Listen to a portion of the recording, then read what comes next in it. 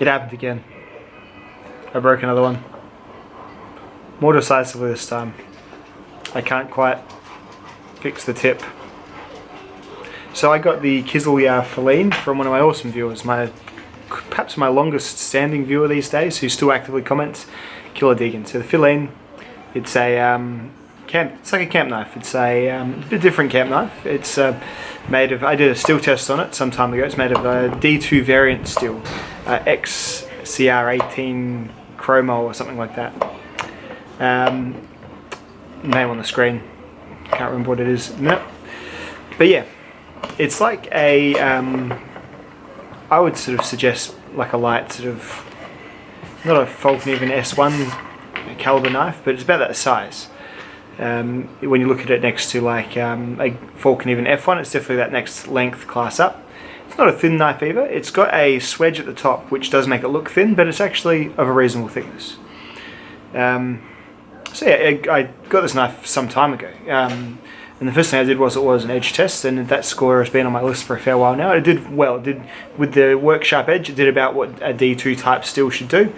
No problems at all with edge retention. And then for the review, which I had been meaning to get to for ages, Killer Deegan just reminded me of it today.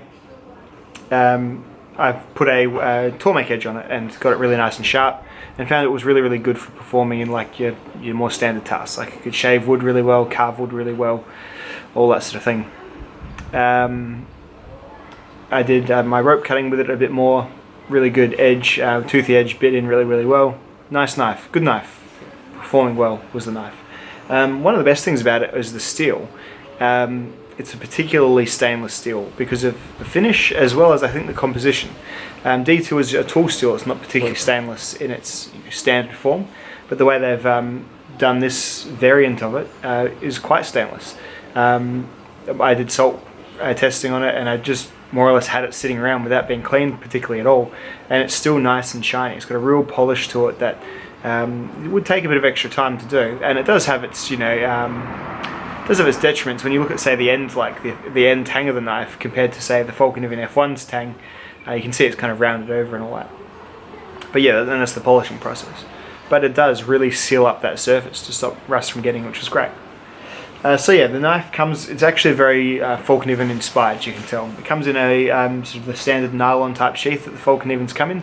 Just lacks the button across strap, which is a not a must for a lighter use knife, which this definitely is. So I know I've had this weird thing with battening lately, and am I battening or am I not? I've sort of decided just to keep it pretty light, just to go from not get the giant wood and go down the middle, but just try and I figure if the knife can sit through it comfortably and have space at the front, space at the end to strike through, I'll give it a shot. As a reviewer, people probably want to know if their knives can go to the upper echelon of capabilities as well. So I guess I'll play the footage, and you can decide if this is acceptable or not acceptable. It's a bit of a funny one. So yeah, let's see it.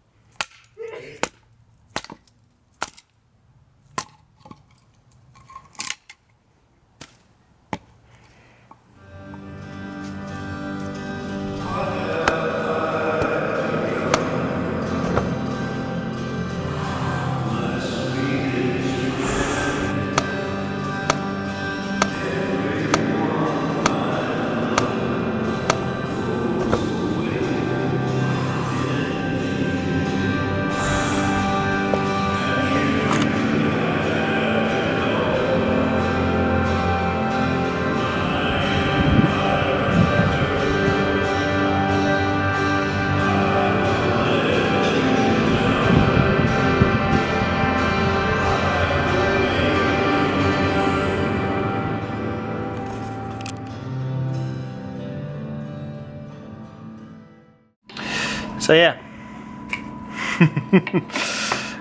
it broke quite decisively and from the blade up rather than from the crown down. So yeah, that's a, as you see, it's not a super thin knife.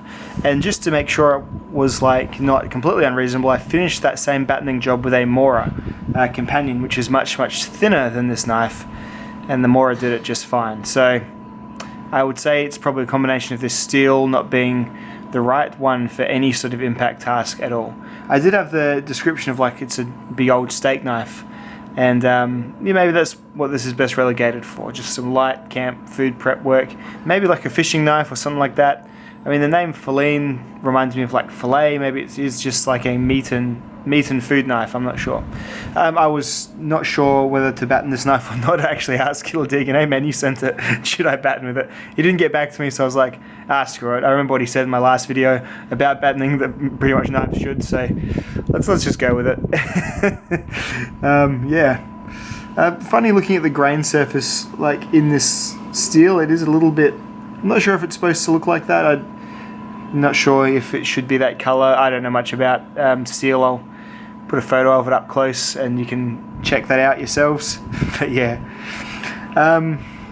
So yeah, it's a shame. To be honest, I've had a weird experience with Kislyak knives, and I am not completely thrilled that it's broke. I'm veering on that was some pretty light work. I've been using all my other knives to do that. Like I used the K-bar to do much thicker parts of that same log with its thin full flat grind. So, and that did fine. And yeah, as I said, the Mora did fine as well. So yeah, Kislyak have been funny for me. There's a couple of designs I've really liked, and then they've had a couple of sort of undercooked knives, like knives where the design was just a little bit weak. I actually did a whole video on them, on all 5 of them, which I really must put up some point. I just wasn't quite happy with the quality of the video. It's funny, the brand itself, I find it hard to get excited about them. The one knife that I've had from them that really excited me was the Zed, which is it's a properly good folding knife. A lot of their other ones though have just kind of been fell a bit flat for me, and I think that's what the problem was. It was hard to shoot a video with any sort of sense of enthusiasm about it, which I know it sucks, and it's yeah, no good. But this was actually a really good knife for what it was until it broke. Like it did all its jobs fine, took an edge well, hold an edge well, but yeah, just now it's a lot shorter than it was. Bit of a box cutter now perhaps. So yeah, Kislyak Feline broke. Yeah. Alright guys, well that is this video for today. I wouldn't say that's a warranty claim. I think battening is abusing knives. I only do it because people will generally want to see it, ask me to do it, and generally I've been up in two minds about it lately, but yeah, that's probably why I'm now going to just adhere to the only if it's marketed as survival. And I'll look up the Kislyak Feline and see what they say it's for. Alright, so they say it is a hunting, camping, outdoor, or even as a defensive tactical knife. I could see that with the piercing tip. That top swedge really did add a fair bit of stabability to it for sure. And yeah, X12 MF steel is a version of D2 but with better rust resistance qualities. That's from them. So yes, Feline didn't have the best day today, that's for sure. Alright guys, I'll catch you in the next video. Bye now.